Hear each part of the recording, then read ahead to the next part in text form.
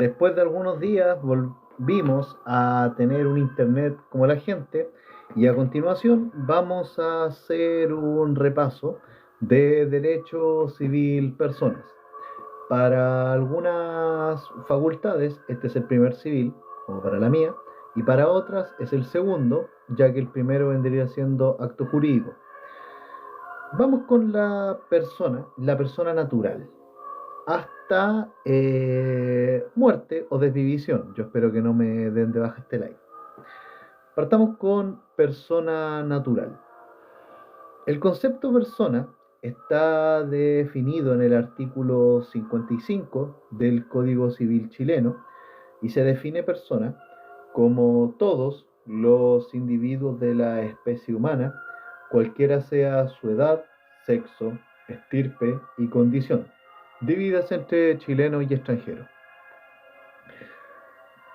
Analizando este concepto, se puede concluir que se es persona desde el nacimiento, no hay relevancia si acaso se es hombre o mujer, no es relevante tampoco la familia de la que uno venga, como tampoco una característica particular de cada uno, como salud o religión. Esta definición acentúa el tono de igualdad de las personas ante el derecho, al menos en la ley, claro, ya en la práctica es otra cosa. La definición legal de persona es bastante simple, pero en realidad implica un gran avance legislativo en el mundo, toda vez que antes de que se promulgara el Código Napoleónico, en el mundo existían claras diferencias entre hombres y mujeres, entre distintas razas y para qué decir clases sociales. Era una cuestión bastante común. Gracias al liberalismo, nos guste o no, gracias al liberalismo, estos paradigmas empiezan a cambiar y la primera manifestación de estos cambios fue el Código de Napoleón Bonaparte, cuerpo normativo que inspiró a don Andrés Bello. Tenemos que tener presente que persona, la palabra persona, se refiere a los humanos, debido a que posteriormente eh, el Código Civil se enfoca en aspectos como sexo, estirpe, edad o condición. Cuando habla de personas, el artículo 55 se está refiriendo a individuos de la especie humana, personas humanas. Ojo, sin perjuicio de lo que acabo de decir, siempre se hace la precisión de hablar de personas naturales, como las que mencionamos en el artículo 55, cualquiera sea su sexo, edad, estirpe o condición, divididas en chilenos o extranjeros, y las personas jurídicas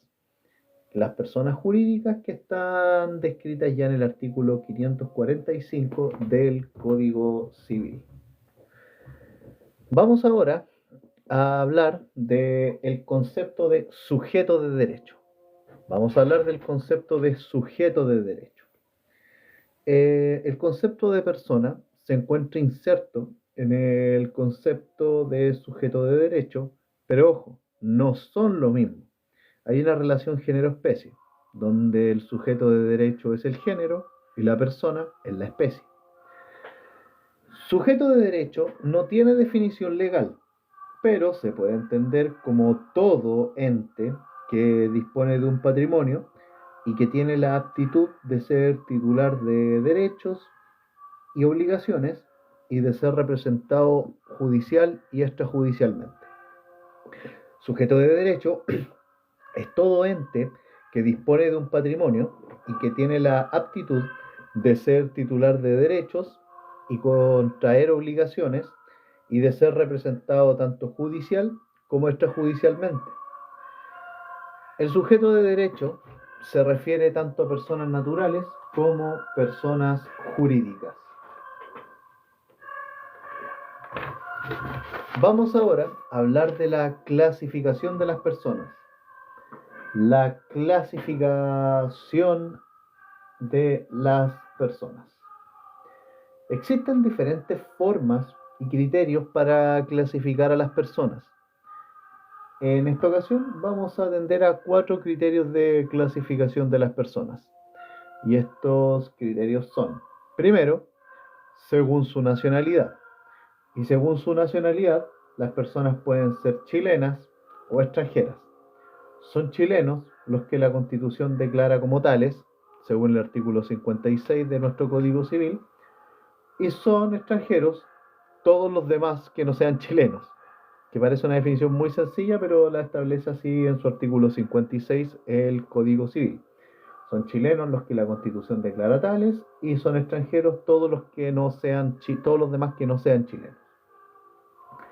Un segundo criterio de clasificación es según la realidad. Y según la realidad, las personas pueden ser naturales o jurídicas. Son personas naturales las personas reales, que tienen corporalidad, se pueden ver, se pueden palpar porque son seres humanos. Y tenemos las personas jurídicas, que también en otras legislaciones se conocen como persona moral, pero en realidad son un ente ficticio, son una ficción a la cual la ley le otorga la calidad de persona. Un tercer criterio de clasificación de las personas es según su domicilio. Tercer criterio de clasificación de las personas es según su domicilio, y estas pueden ser domiciliadas o transeúntes. Las personas domiciliadas son las que tienen un domicilio en Chile, y las personas transeúntes son las que no lo tienen. Un cuarto criterio de clasificación de las personas es según su edad. Y según su edad, las personas pueden ser o impúberes o pueden ser adultos.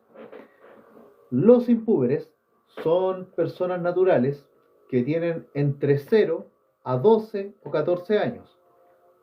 12 si son mujeres, 14 si son hombres.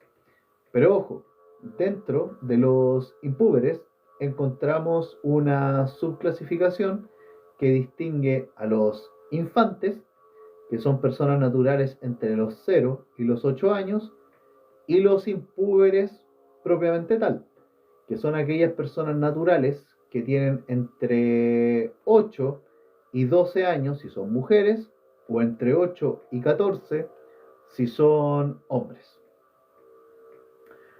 Y también, como dijimos anteriormente, que según la edad, claro, las personas podían ser impúberes, ahí con esta subclasificación, si pueden ser infantes o impúberes per se, y adultos, pero también pueden ser adultos.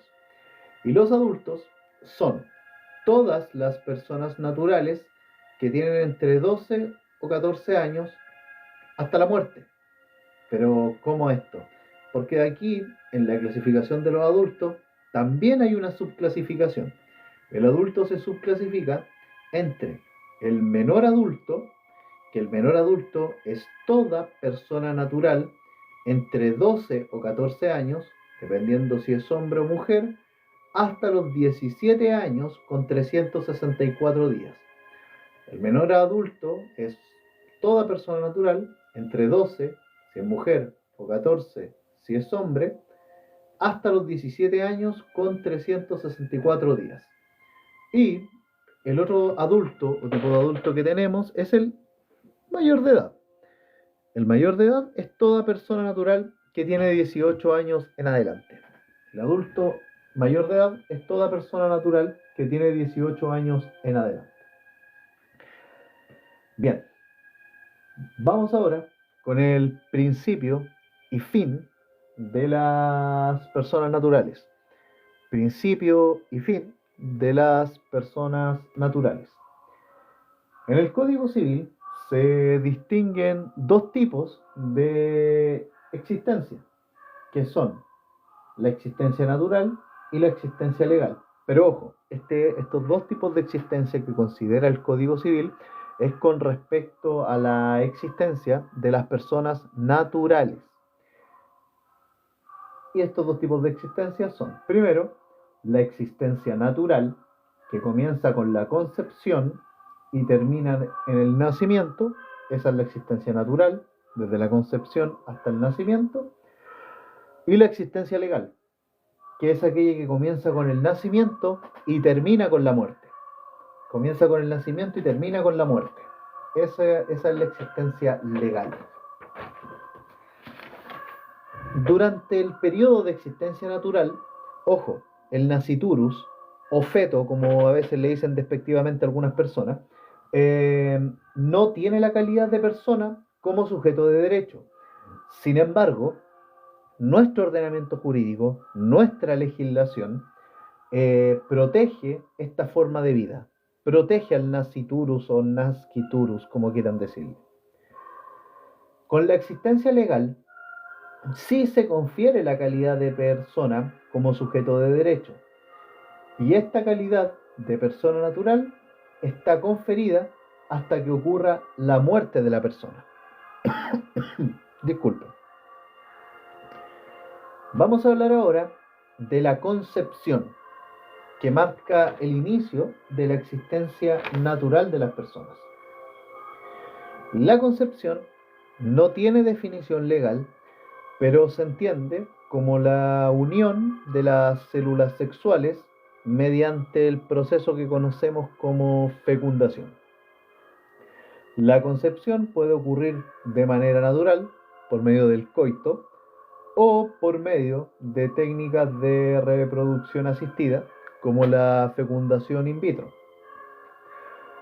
La época de la concepción es relevante porque la ley protege la vida del que está por nacer, a pesar de que el nasciturus no tenga la calidad de persona.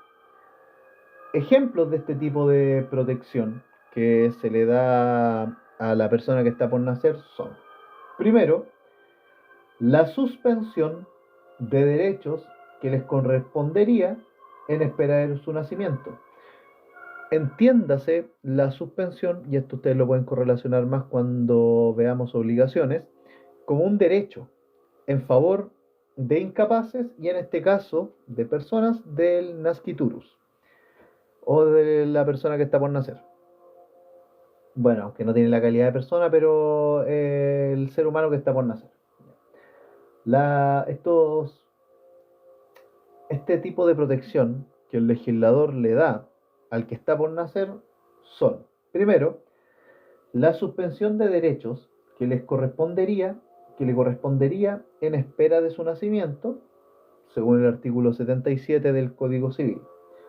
Esto implica que se tiene que esperar a que ocurra el nacimiento de esta persona para que los derechos que se le difieran se radiquen en su patrimonio.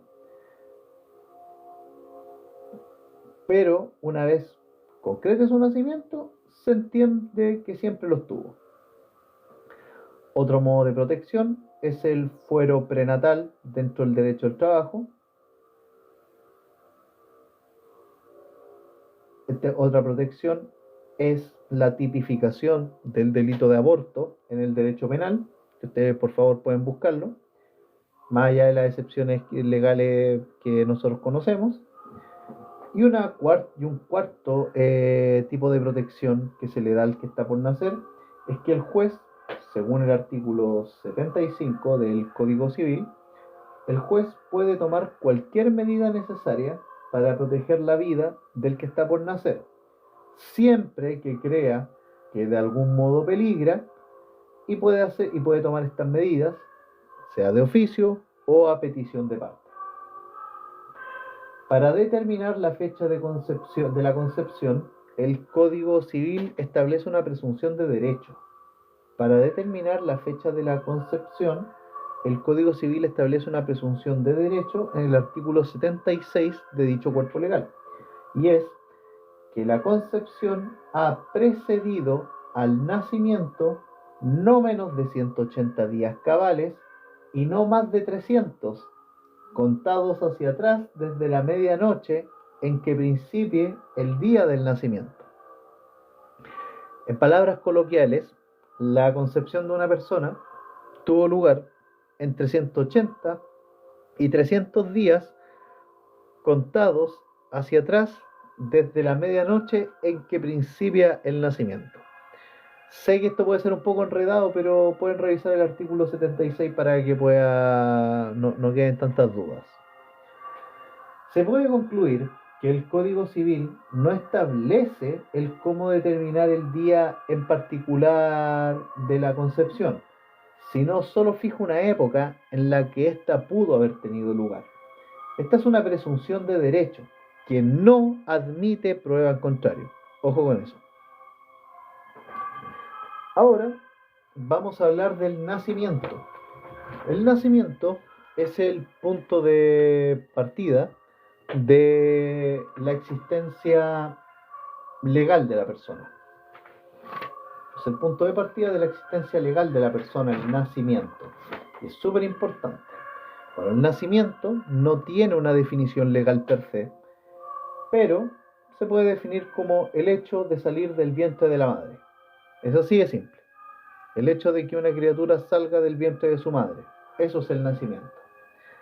Y constituye el inicio de la persona natural por mención expresa del artículo 74 de nuestro Código Civil, que señala que la existencia legal de toda persona principia al nacer. Esto es, al separarse completamente de su madre. Al separarse completamente de su madre. Ese es el criterio que da el legislador para establecer la existencia legal de una persona. La existencia legal de toda persona principia al nacer, esto es, al separarse completamente de su madre.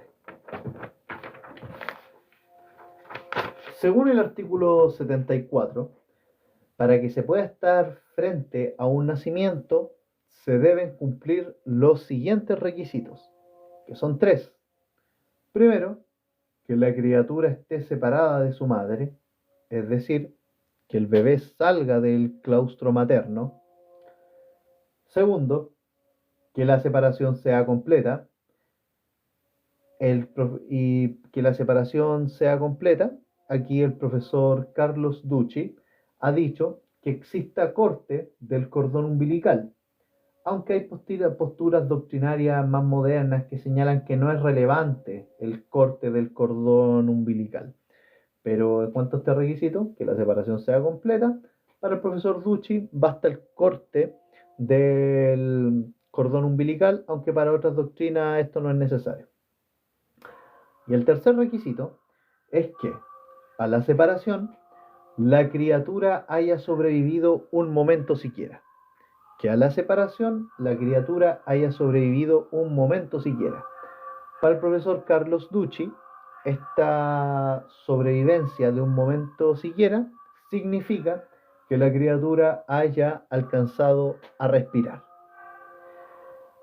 El requisito de nacimiento, que a la separación la criatura haya sobrevivido un momento siquiera, y que el profesor Carlos Ducci señala que se refiere a que la criatura alcance a respirar, es un claro indicio de la teoría que sigue nuestro Código Civil, que es la teoría de la vitalidad respecto a la existencia de la persona. El Código Civil sigue la teoría de la vitalidad, la que sostiene que el ser humano es persona desde el momento en que ya tiene vida. En contraste a la teoría de la vitalidad, se opone la teoría de la viabilidad. La teoría de la viabilidad, que gracias a Dios no está consagrada en nuestro ordenamiento jurídico, porque particularmente la encuentro tremendamente eugenésica, y que, bueno, esta teoría de la viabilidad postula que para ser persona no basta nacer vivo, sino que se deben tener las condiciones para seguir viviendo. Se deben tener las condiciones para seguir viviendo, no basta nacer vivo. Bueno, es importante agregar de que si la criatura que muere en el vientre materno o perece antes de estar completamente separada de su madre, o que no haya sobrevivido a la separación un momento siquiera, se reputa no haber existido jamás. La criatura que muere en el vientre materno perece antes de estar completamente separada de su madre, o que no haya sobrevivido a la separación un momento siquiera, se reputa no haber existido jamás. O sea, el nasciturus que muere en el vientre de su madre, o no sobrevive al corte del cordón umbilical, o bien no sobrevivió a esta separación ni siquiera un momento, nunca existió para la ley chilena. Jamás.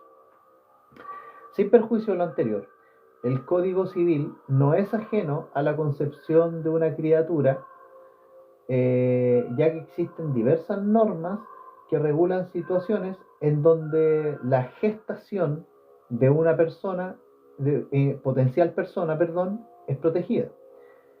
Y esta protección legal que el legislador hace a la gestación de una potencial persona se da, por ejemplo, en los artículos 485 y siguientes del Código Civil, que señala que, a falta de patria potestad de padre o madre, se nombra un curador de bienes para los eventuales derechos del que está por nacer. O en el mismo artículo 962 del Código Civil, que hace válidas las asignaciones hechas a las personas que no existen al momento de abrirse la sucesión, pero que se espera que existan. Saludo a todos los que están aquí presentes. Por favor, tapa la pantalla. Así va llegando más personas. Ahora vamos a hablar de la desvivisión o muerte. Pero no puedo ocupar estas palabras si no me van a bajar el live. Vamos a hablar de la desvivisión. Bueno, pero ya va a sonar poco serio, pero insisto, no quiero que me saquen del live. ¿Ya? Muchas gracias por los likes, muchachos. Ya. La desvivisión es el hecho jurídico mediante el cual se genera el fin de la persona natural. Es el hecho jurídico mediante el cual se genera el fin de la persona natural. En particular, la muerte que da término a la existencia de la persona natural es la muerte natural, que no tiene definición legal. Ojo. Iducci la define como la terminación de las funciones vitales del individuo.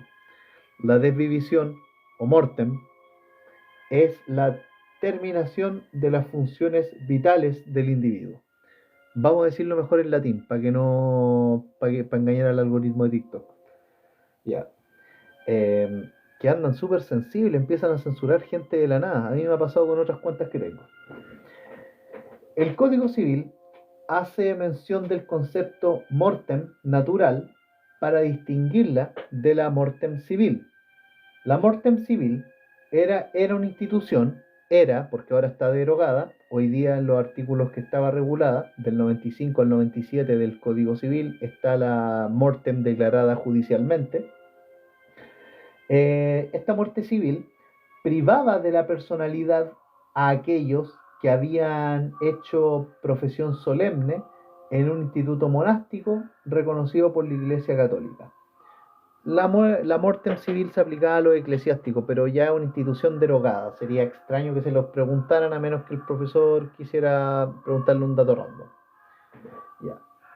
La fecha de mortem será la que indique la inscripción señalada en el registro de defunciones del registro civil. La fecha de la mortem será la que indica la inscripción señalada en el registro de defunciones del registro civil. Y para poder practicar la inscripción de esta, se debe presentar un certificado médico en el cual se señale el fallecimiento de una persona. Es fundamental que para hacer la inscripción de la defunción se presente un certificado médico, por razones obvias. Para poder definir a la mortem en materia de derecho, es necesario tener presente qué clase de mortem se está haciendo referencia, porque el derecho chileno considera tres tipos de mortem. La mortem real, la mortem presunta y la mortem declarada judicialmente. La mortem real es aquella donde se tiene un cadáver que prueba que la persona definitivamente fue a conocer a San Pedro. Y es la mortem natural que está mencionada en el artículo 78 del Código Civil. La mortem presunta es una ficción que no tiene definición legal, pero se puede definir como aquella mortem declarada por el tribunal competente respecto de una persona que ha desaparecido, ignorándose si vive o no y cumpliéndose los requisitos y condiciones que la ley señala. La mortem presunta, que la vamos a tratar a continuación, bueno, es aquella declarada por el tribunal respecto de una persona que ha desaparecido y se ignora si acaso vive o no, y cumpliéndose los demás requisitos que la ley señala. La persona se presume muerta porque ha estado desaparecida por un largo periodo de tiempo, que por regla general son 5 años, aunque hay excepciones de 3 meses o 6. 3 meses en caso de pérdida de nave o aeronave, o 6 meses en caso de un sismo catástrofe. En esta presunción, la muerte en presunta, no hay certeza de si acaso la persona continúa con vida. Y tenemos una tercera clase de mortem, que es la mortem declarada judicialmente, que hoy día está ocupando el lugar que antiguamente ocupaba la mortem civil. Y la mortem declarada judicialmente es aquella que el juez declara sin necesidad de apegarse al procedimiento de la muerte presunta, cuando existen pruebas de que la persona ya no vive, a pesar de no tener un cadáver que compruebe esta situación.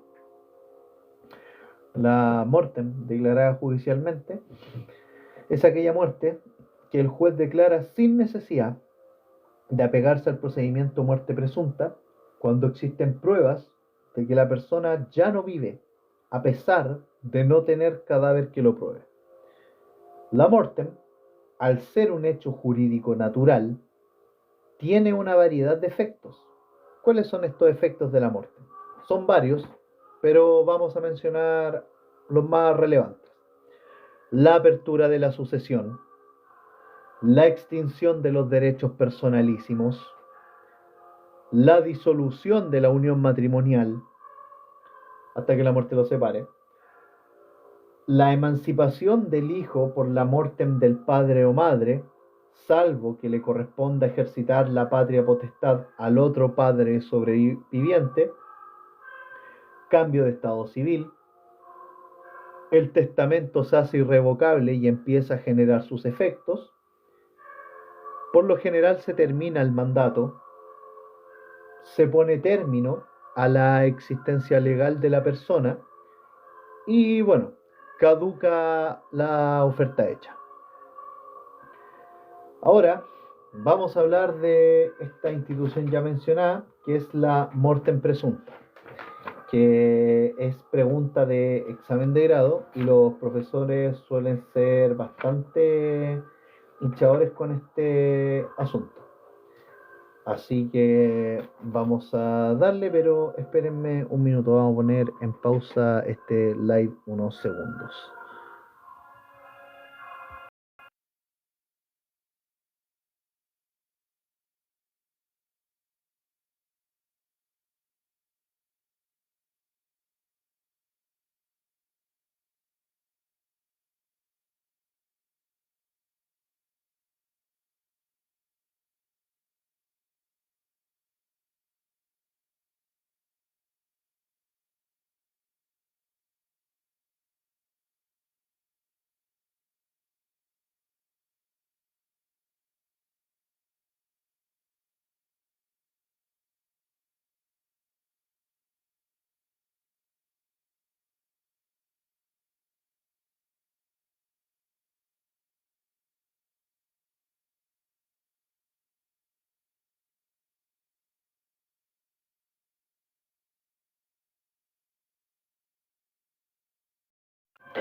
Bien, reanudamos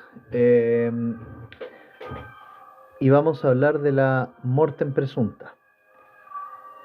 La mortem presunta está regulada entre los artículos 80 y 94 del Código Civil. Su objeto, o lo que hace, más bien, es cautelar intereses ¿Cuáles intereses cautela la muerte presunta? Los intereses del ausente, mientras no se otorgue la posesión definitiva. Ojo. También los intereses de los presuntos herederos, y presuntos porque no se sabe si la persona vive o no todavía.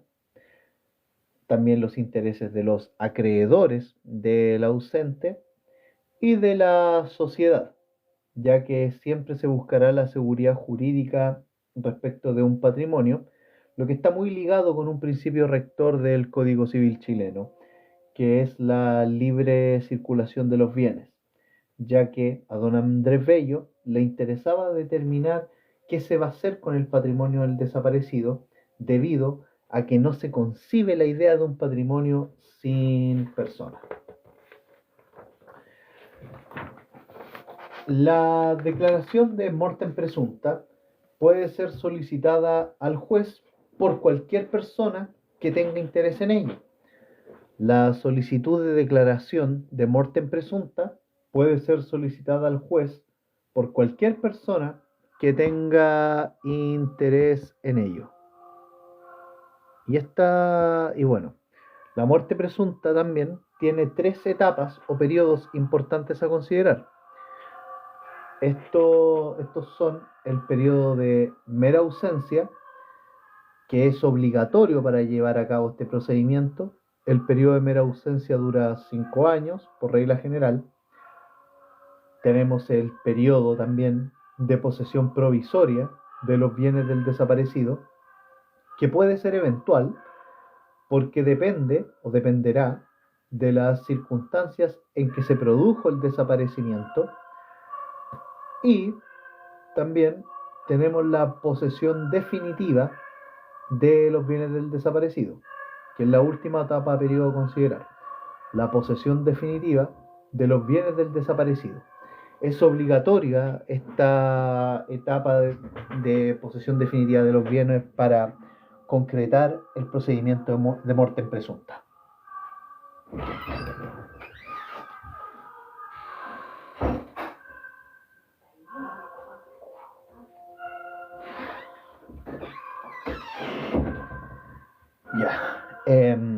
El periodo de la mera ausencia comienza desde que se ha dejado de tener noticias del ausente. Por lo tanto, es una situación de hecho en la cual el legislador busca proteger los derechos del ausente mediante la administración de sus bienes. Los que administran ya sus bienes o patrimonio son los representantes que el desaparecido haya dejado o los representantes que la ley establezca, los llamados representantes legales que están en el artículo 43 del Código Civil. Estos representantes administran los bienes y bueno, si no hay ningún tipo de representante, entonces se tiene que nombrar a un curador denominado el curador de ausentes. El curador de ausentes. Ya. Ahora vamos a hablar del periodo de mera ausencia. Bueno, continuamos con el periodo de mera ausencia, mejor dicho. El periodo de mera ausencia dura, por regla general, 5 años. Pero hay 2 excepciones que el artículo 81 señala. Y son los 6 meses si es que la desaparición se produjo en un sismo o catástrofe natural, o 3 meses si la desaparición se produce por pérdida de nave o aeronave. ¿Cómo se busca una persona desaparecida durante el periodo de mera ausencia? ¿Cómo se busca? Bueno, al menos la ley exige un medio de búsqueda obligatorio, que es la publicación de aviso en diario de circulación provincial dentro del lugar donde se tuvo la última noticia del desaparecido, además del llamado público de que la persona sea hallada. Entonces, lo que exige la ley es que es un medio de búsqueda obligatorio, el cual es la publicación de avisos en diarios de circulación provincial dentro del lugar donde se tuvo la última noticia del desaparecido, además del llamado público de que la persona sea hallada. Este aviso se hace a lo menos 3 veces y entre cada publicación debe transcurrir un lapso de 2 meses. Desde la última publicación hecha hasta que se pida la muerte presunta, deben haber transcurrido al menos 3 meses.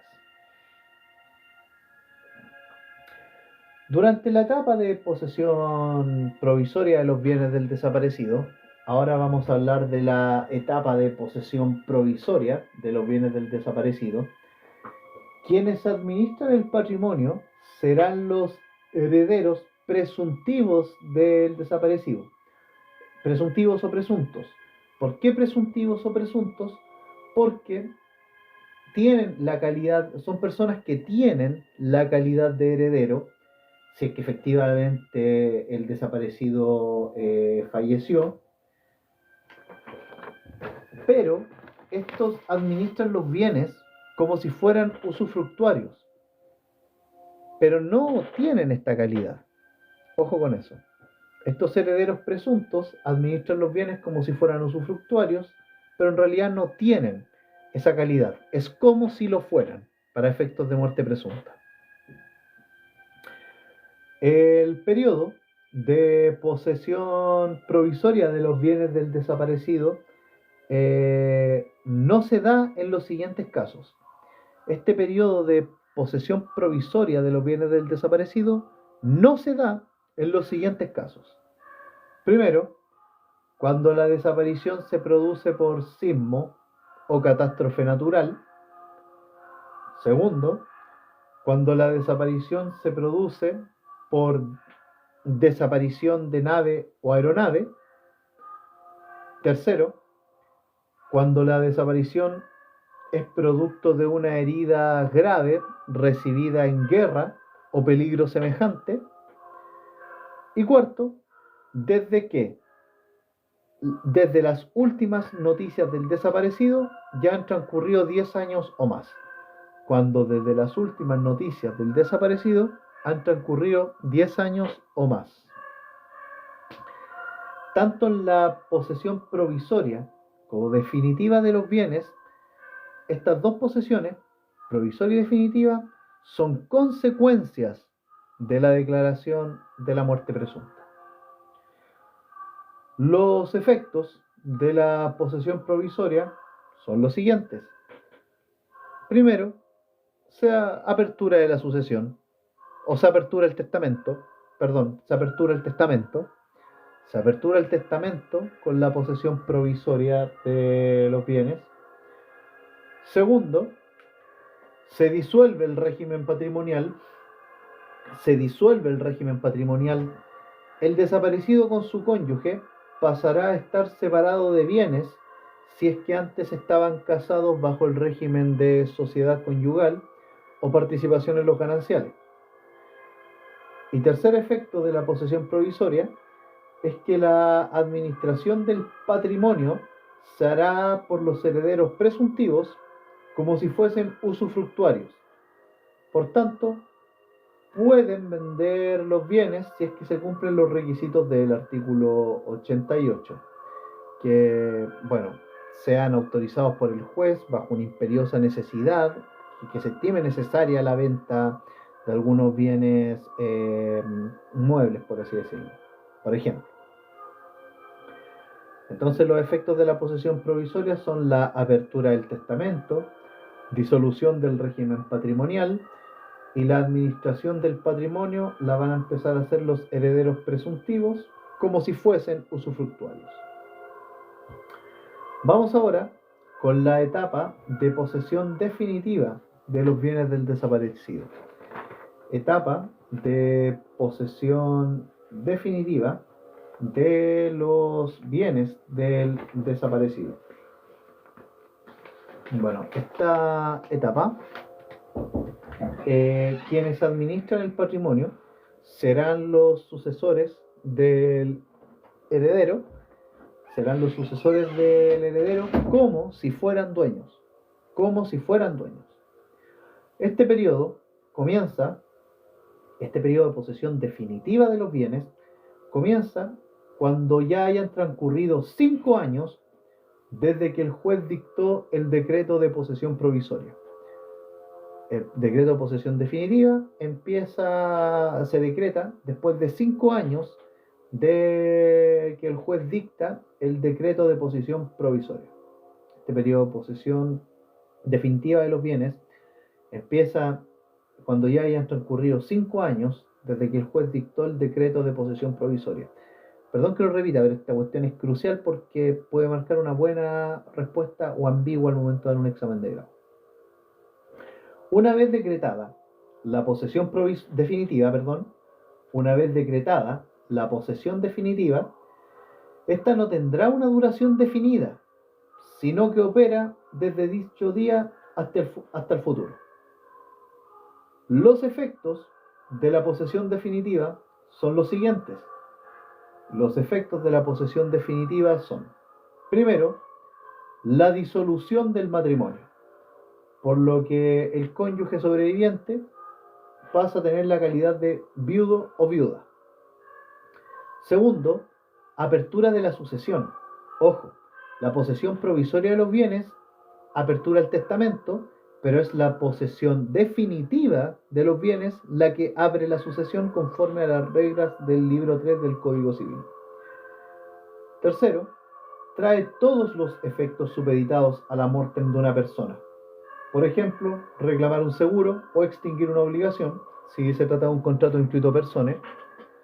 Y cuarto, la administración de los bienes del desaparecido pasa a los herederos, cuando ya se dicte el decreto de posesión definitiva de los bienes.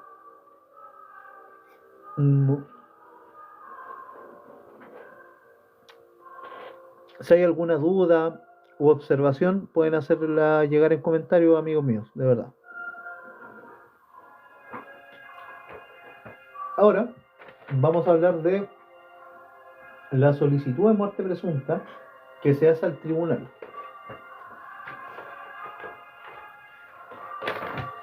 La solicitud de muerte presunta que se hace al tribunal debe contener, primero, la petición de que se declare la muerte presunta. Debe contener esta petición de muerte presunta que se hace al tribunal primero, la petición de que se declare la muerte presunta. Segundo, la petición de que se fije el día presuntivo de la muerte. Petición de que se fije el día presuntivo de la muerte. Entonces, la solicitud de muerte presunta debe contener la petición tanto de que se declare la muerte presunta como de que se fije el día presuntivo de la muerte.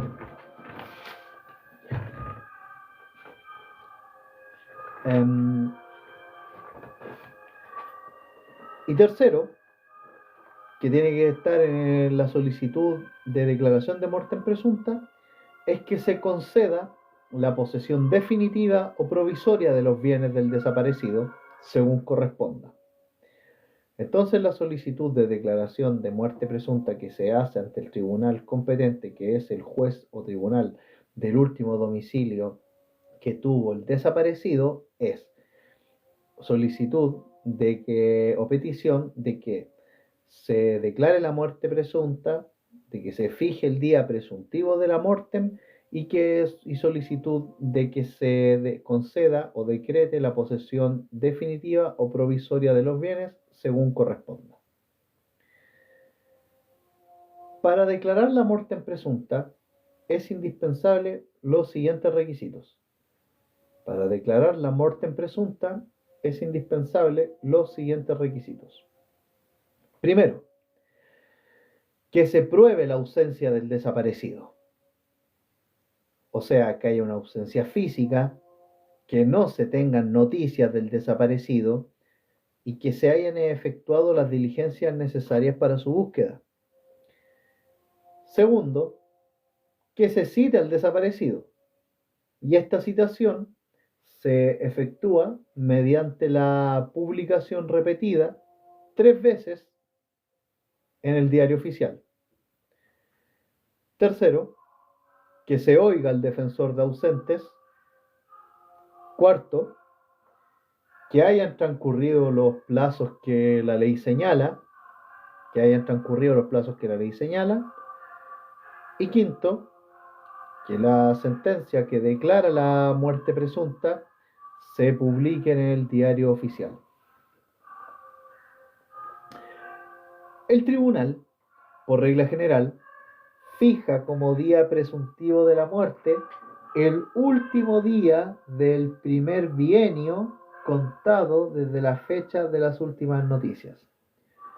El tribunal, por regla general, fija como día presuntivo de muerte el último día del primer bienio, o sea, el último día de los primeros 2 años, el primer bienio, contado desde la fecha de las últimas noticias. Sin embargo, hay situaciones que cambian esta fecha de declaración de muerte, como lo son, primero, caso de herida grave u otro peligro semejante, caso de herida grave en una guerra u otro peligro semejante. Aquí el día presuntivo de la muerte va a ser el día en que ocurrió la batalla, y si la batalla o el peligro duró varios días, el día fijado será el promedio de esa duración.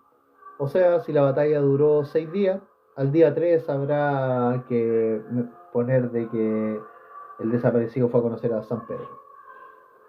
Segundo, caso de desaparición por catástrofe natural. Caso de desaparición por catástrofe natural, el día presuntivo de muerte será el día de la catástrofe. Y en el caso de desaparición por pérdida de nave o aeronave, el día presuntivo de muerte será el día en que desapareció la nave o aeronave. Ahora vamos a ponernos en un caso súper importante. ¿Qué pasa si el desaparecido reaparece? Que en realidad no estaba muerto, andaba de parranda. ¿Qué pasa si el desaparecido reaparece? Bueno, si la persona desaparecida reaparece, ahora se le trata como el reaparecido. Si el reaparecido vuelve a aparecer, deberá pedir la revocación del decreto que se haya dictado en virtud de la etapa en la que está. Si, por ejemplo, está en la etapa de la posesión provisoria, debe pedir que se revoque el decreto de posesión provisoria, y lo mismo si se está en la etapa de posesión definitiva.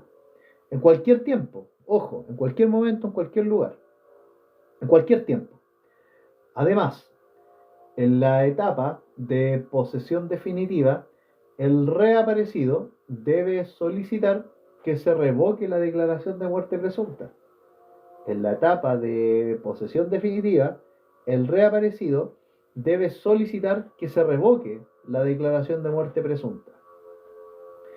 Con estos decretos con estas revocaciones recupera la administración de su patrimonio. No hay plazo para que el desaparecido pida la revocación de estos decretos. En estos casos, los herederos deben restituir los bienes en el estado que se hallen y serán considerados poseedores de buena fe, a menos que se pruebe lo contrario. Por lo que, si estuvieron de mala fe, ocultando, por ejemplo, el verdadero paradero del desaparecido, no pesa sobre los herederos ninguna responsabilidad, ni tampoco deben devolver el valor de las enajenaciones efectuadas.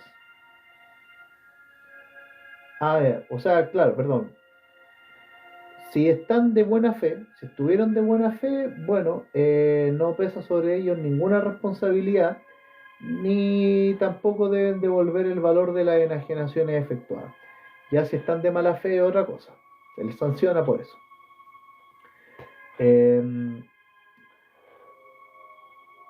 Bueno, para que quede claro, los herederos deben restituir los bienes en el estado que se hallen y van a ser considerados poseedores de buena fe, a menos que se pruebe lo contrario. Por tanto, estando de buena fe, no pesa sobre esto ninguna responsabilidad, ni tampoco deben devolver el valor de las enajenaciones efectuadas. El artículo 94 del Código Civil, el artículo 94 del Código Civil señala de que el haber sabido y ocultado la existencia o del desaparecido o su verdadera muerte constituye mala fe. El haber sabido y ocultado la verdadera muerte del desaparecido o haber ocultado su existencia constituye mala fe. Respecto de terceros, la verdad es que el reaparecido carece de acciones. Respecto de terceros, el reaparecido carece de acciones. Y eso sería respecto a la muerte presunta, que sería óptimo de que vosotros la reviséis.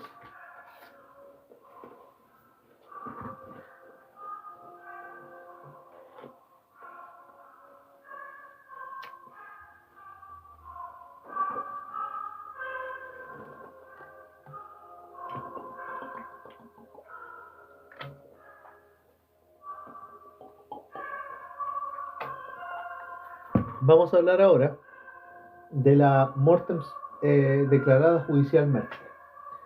Mortem declarada judicialmente.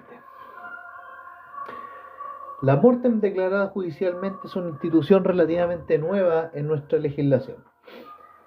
Esta institución media entre la mortem real y la mortem presunta y tiene su origen en la ley 20.577 del año 2012, que modifica el contenido del artículo 95, 96 y 97, que carecían de contenido porque ahí estaba antes la muerte civil. Esta institución de la mortem declarada judicialmente aplica en casos donde, no habiendo cadáver, el tribunal puede declarar la mortem de alguien basado en antecedentes del caso, en que señalan que es mucho más sensato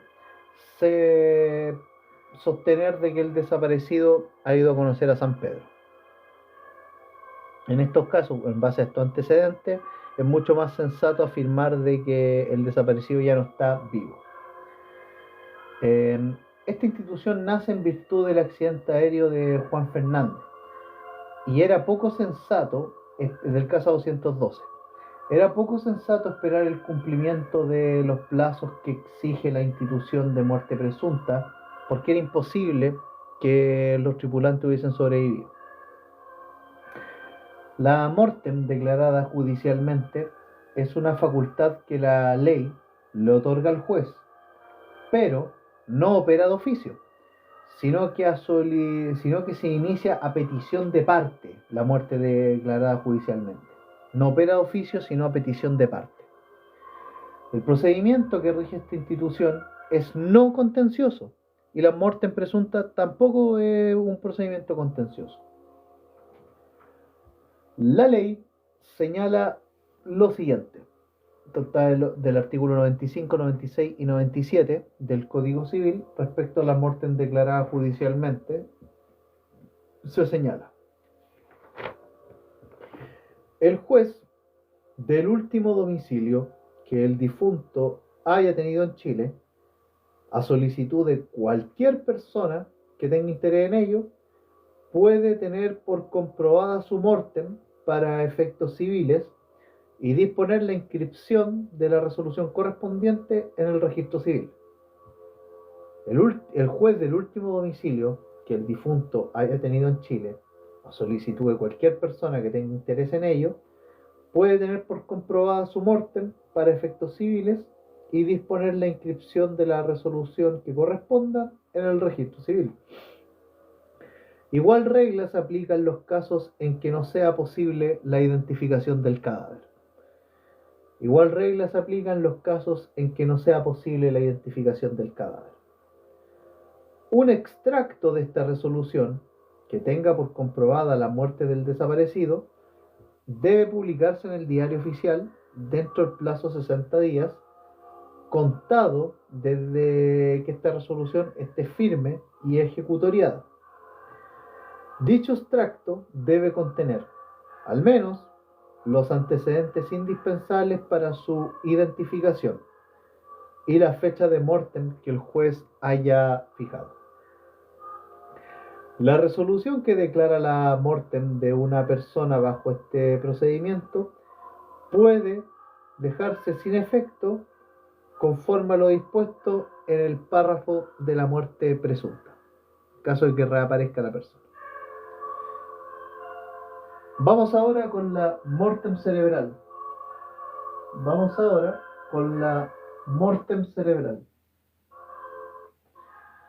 La mortem cerebral es un tipo de muerte real.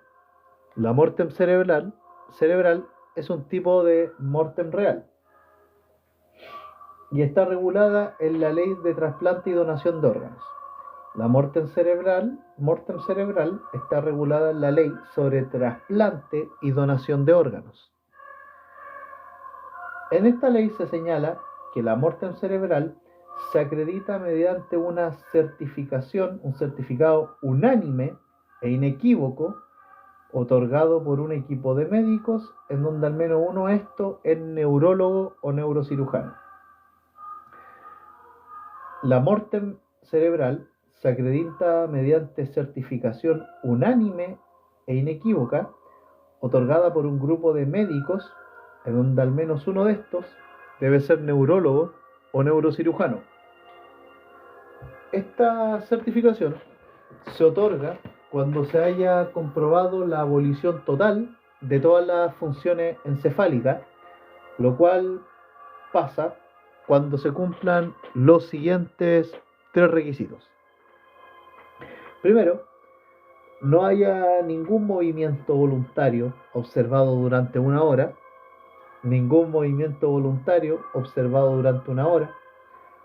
Segundo, apnea luego de 3 minutos de desconexión de ventilador.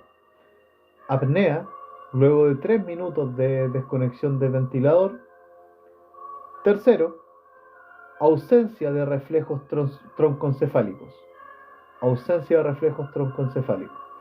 Entonces, la mortem cerebral, que se comprueba con la abolición total de todas las funciones encefálicas, se acredita cuando se cumplan estos 3 requisitos, que son ningún movimiento voluntario observado durante una hora, apnea luego de 3 minutos de desconexión del ventilador, y tercero, ausencia de reflejos troncoencefálicos. Parte de la doctrina jurídica se remite a esta ley para explicar en qué consiste la muerte natural que menciona el Código Civil y cuáles son sus requisitos. Parte de la doctrina. Vamos a terminar entonces con los comurientes o la comurencia. Comurientes o comurencia. Los comurientes son una presunción simplemente legal que está en el artículo 79 del Código Civil y que consiste que en un mismo hecho fallecen 2 o más personas. Esta institución tiene aplicación cuando no haya forma de determinar el orden de las mortem. Según esta institución, se considera que todas las personas murieron al mismo tiempo. Esta institución tiene relevancia en caso de que los comurientes se hereden recíprocamente. Por ejemplo, 2 cónyuges.